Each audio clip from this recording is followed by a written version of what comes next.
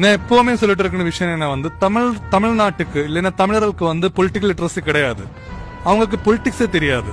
ஏன்னா வந்து ஒரு ஸ்டார் வந்து ஓட்டு கேட்டு இருந்தா கண்டிப்பா நீங்க வந்து ஓட்டு போட்டுடும். கொஞ்சம் வருஷத்துக்கு முன்னாடி வீரப்பனும் இதே போயின்னு தான் சொல்லியிருக்கு. தமிழ் மக்கள் சர்வசாதாரணமா ஒரு நடிகர்கள் ஓட்டு போடுறாங்களே, என்ன அநியாயமா இருக்குது? அதாவது மண்டையில ஏதாவது மூளையே கிடையாது அவனுக்கு போய் ஓட்டு போடுறாங்களே, இந்த தமிழ் மக்களுக்கு மூளை எவ்வளவு இருக்கும் அப்படின்னு சொல்லி உளுந்து சிரிப்பாங்க. கேரளாக்காரன் இருக்கிற புத்தி தமிழுக்கு இல்ல. நாளை சிவகார்த்தி வந்து பெரிய ஒரு ஸ்டாரா வந்து நாளை அவங்களுக்கு பொலிட்டிக்ஸ் வரணும்னு நினைச்சிருந்தா கண்டிப்பா அவங்களும் பொலிட்டிக்ஸ் வந்துடும். அவங்களே நீங்க வந்து சிஎம் ஆக்கிடும். அந்த காலத்துல எம்ஜிஆர், இந்த காலத்துல விஜய், அவ்வளவுதான்.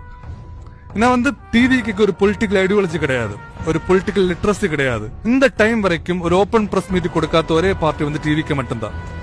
இருந்தாலும் நீங்க அவங்க ஓட் போட்டிருக்கு. என்ன ரீசன்? அவங்க ஒரு ஸ்டாரா இருக்கணும் ஒரே காரணத்துக்காக. கரூர் மாதிரி ஒரு இன்சிடென்ட் தமிழ்நாட்டு நடந்ததுக்கு அப்புறம் நீங்க வந்து விஜய்க்கு ஓட் போட்டிருக்கு. என்ன காரணம்? அவங்க பெரிய சூப்பர் ஸ்டார்னு ஒரே காரணத்துக்காக.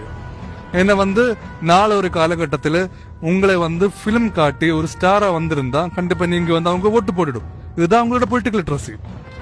இந்த மாதிரி பொலிட்டிக்கல் லிட்ரஸி இருக்கணும் ஒரு நாட்டுல கண்டிப்பா விஜய்க்கு வந்து வின் பண்ண முடியும். திருப்பிறக்குன்ற விஷயம், கரூர் இஷ்யூ, கபின் இஷ்யூ, அந்த மாதிரி எல்லா ஏகப்பட்ட விஷயங்கள் தமிழ்நாட்டு நடக்கும் போதும் ஒரு விஷயத்துக்கு கூட விஜய் ரெஸ்பாண்ட் பண்ணல. இருந்தாலும் நீங்க அவங்க ஓட்டு போட்டிருக்கு. என்ன காரணம்? அவங்க ஒரு நடிகரா இருக்கணும் ஒரே காரணம். ஒரு ரசிகர் கூட்டத்தை பொலிட்டிக்கல் பார்ட்டியா மாத்தின ஒரே ஒரு நாடு வந்து இதுக்கு முன்னாடி ஆந்திர பிரதேஷ்ல இருந்து பவன் கல்யாண் அப்படிதான் ஜெயிச்சிருக்கு. தமிழ்நாட்டிலும் அந்த அளவுக்கு முட்டாளான ஒரு மனிதர்கள் இருக்கேன்னு இந்த எலெக்ஷன் ரிசல்ட் வந்து காட்டியிருக்கு. எம்ஜிஆருக்கு அப்புறம் ஒரு நடிகர் வந்து சிஎம் ஆக போறேன். கண்டிப்பா தமிழ்நாட்டில் என்ன நடக்க போறேன்னு காத்திருந்து பார்க்கலாம்.